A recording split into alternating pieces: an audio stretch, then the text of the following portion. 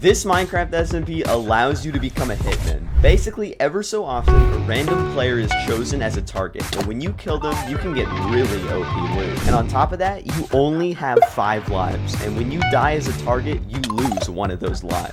Thankfully, there was a 2-hour grace period, which gave us a good amount of time to get stacked, but also to be careful. Beforehand, I made sure to have my team sorted, and it would be the same team I had in Decay SMP, Pulsify and Joshy SP. And already, Pulsify was getting himself into trouble. No, get back here. We gotta put him into our pyramid scheme. You won't be in debt for $5,000 in like 10 to 5 years now. You realize there's a grace period, you can't kill me. They're chasing! But luckily, he didn't die just yet, and he made his way over to where I was. Okay. Alright, you ready? Hop in, my friend. And so, we made the journey as far from spawn as possible, trying to find the perfect location for a base. We eventually found an iceberg biome, and it even had a mooshroom island right next to it, which was crazy rare. Ooh, dude, there's a mooshroom! And then we began to work on our base, which was going to be underneath an iceberg.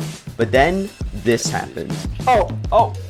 How did I die? And just like that, we already had our first death. And already, people were dying before even the targets were being chosen. This is something that can be potentially big, and if you become a part of that big, then you will be big too. Potentially. But it's more than 50%. Ow. And I have, we should. Oh, No, not my business part, not my business.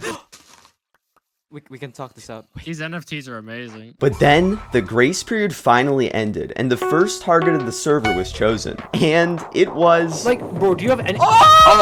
Oh, shit. Oh, it's like, No. we have to get you to safe ground. Oh, God. Pulsify, my teammate. As you could imagine, this was really bad. It meant the whole rest of the server was after my teammate to kill and get some really good loot. But this only gave us motivation to get stacked even quicker. After some more work on the base, I began my mining expedition and actually found a mineshaft. Also, a player by the name of Mark Abuse was just casually giving out coordinates in chat. Definitely didn't seem like a trap. Bro is selling it. I thought you'd come over and find out.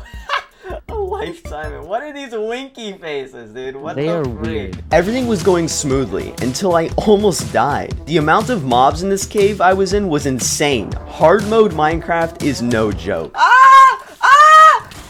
Fortunately, I managed to get away barely. We took a break from mining and checked out our awesome mooshroom island right next to our base. This is when we realized we could basically have an infinite food source of mushroom stew. Take this, bro. Literally food. Oh my god. Also, Pulsify got really mad about losing a diamond pickaxe. Literally dropped it right here in this trunk. I literally just lost my diamond pickaxe. Bro, chill out. It's not a big deal. It is! It's a freaking diamond pickaxe! Oh, and guys, we're trying to surpass Old Spice and their absolute amazing deodorants and perfumes by the end of the year. And I honestly think we can do it. So if you agree, make sure to subscribe. I decided to head back to mining, but finding diamonds was taking forever. However, I was also getting minecarts to use for a future trap. But then, as I was tabbed out for literal seconds, a creeper exploded me. Because he burnt...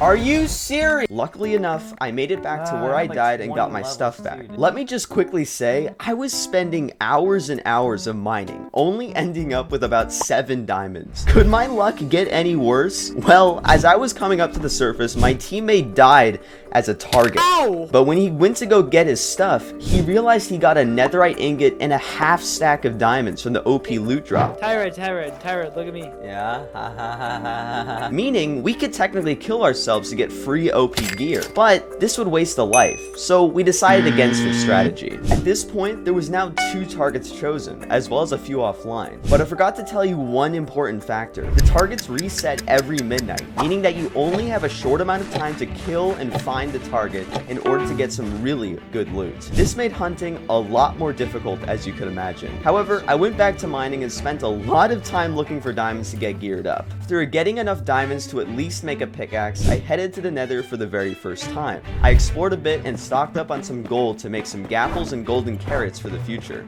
And finally, I started a search for netherite and found one piece. I decided to give up for now and headed back to the overworld to look for some shipwrecks and buried treasure. Shipwrecks and buried treasure had a chance of carrying TNT in their chests, so I spent hours of my time looking for buried treasure and shipwrecks if I ran into them. Ooh, a ship.